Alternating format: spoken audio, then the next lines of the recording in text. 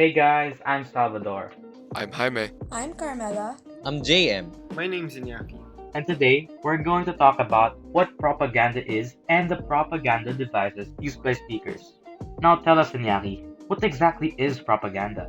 To put it simply, propaganda is the dissemination of information, facts, arguments, rumors, half-truths, or lies to influence the public opinion. There are many types of propaganda, which are each distinct and very different from one another. The first one I'll be discussing is the bandwagon propaganda. This is where you persuade your listeners so that the majority could agree with the argument of the writer or speaker. Since the majority agrees, the reader should too. Next, I'll be talking about card stacking propaganda. This is a way to manipulate audiences' perception of an issue by only focusing on facts and details that supports a speaker's argument. This means leaving out information that could negatively affect your side. I'm going to hand it to JM to explain the rest of the other propaganda. Plain folks propaganda. It is used in speeches to persuade people into agreeing with the speaker.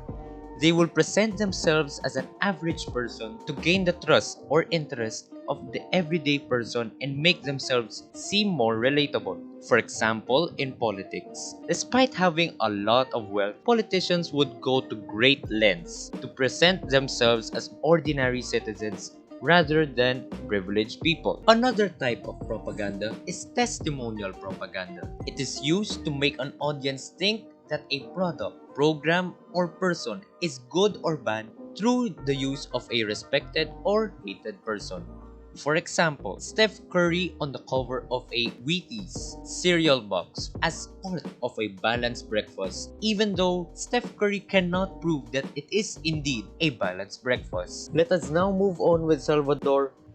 Okay, another type of propaganda is the glittering generalities. It is used to make an idea seem way better than it actually is. Propagandists use these to arouse their audiences by using flowery wordings and generalizations. For example, political action lines like restoring our future. These lines may sound good, but it's important for us to know when it's used just for the sake of getting our attention and not actually living up to its meaning. Next, we have name-calling propaganda. It links a person or idea to a negative symbol. It is used in hopes of the audience rejecting an idea or product because of the negative way it is labeled and worded, rather than looking at it in a factual stance. For example, using the term snowflake to describe people who are offended by a certain idea. Selecting words or phrases that possess negative charges is a more subtle form of name calling. And then lastly, we have transfer propaganda. It happens when a symbol that carries a good message is used along with an idea or argument to make it look more acceptable. This method is also called guilt or virtue by association. An example is the use of the Philippine flag or a university seal in the background of a political speech to make it look more appealing and trustworthy to the audience. To sum it all up, propaganda is information made to promote a biased point of view to affect the minds and emotions of a given group for a specific purpose. Now, to be able to make sure you understood the topic, here's an activity that you could do to test your knowledge.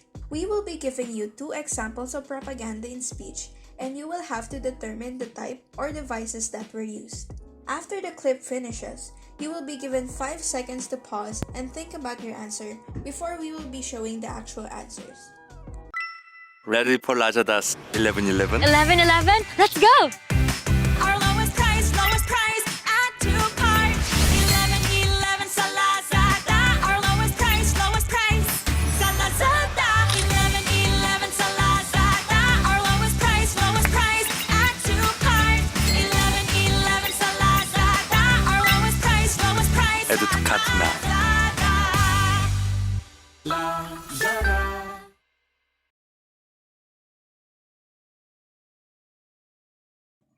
In this example, testimonial propaganda was showcased the most. Having Lee Min-ho and Catherine Bernardo as brand ambassadors is a great move for the company as they can make use of the loyalty of their fan base to further promote their brand.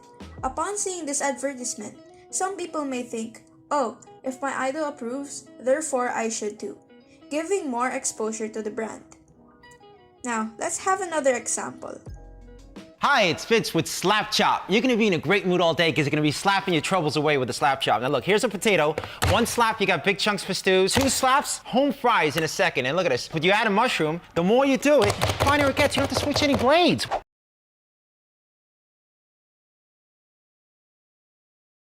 Now in this example, if you guess glittery generalities, you are correct.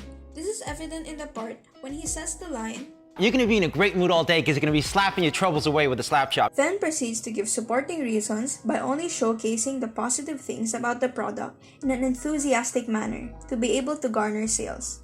In both of the examples, you can tell that their main objective was to convince you to buy something from their brand, and this is what makes it propaganda. So the question remains, why are we even learning about all of this? Well, as members of the future generation, it is important to stay objective and factual, especially as things such as fake news remain present in our lives today. Through knowing when propaganda happens, we can differentiate what we hear and see, and to only reflect on what we know is true. Remaining critical in our way of thinking towards propaganda also builds an environment wherein hidden meanings, agendas, and lies told by others remain in the wrong. Being affected by these speaking devices affect our day-to-day decisions. They can make or break important choices, such as elections, in the government, and what we use our money on. That's all for propaganda, and that's all from us. We hope you learned something and a thing or two. Don't forget to always remain critical in your way of thinking.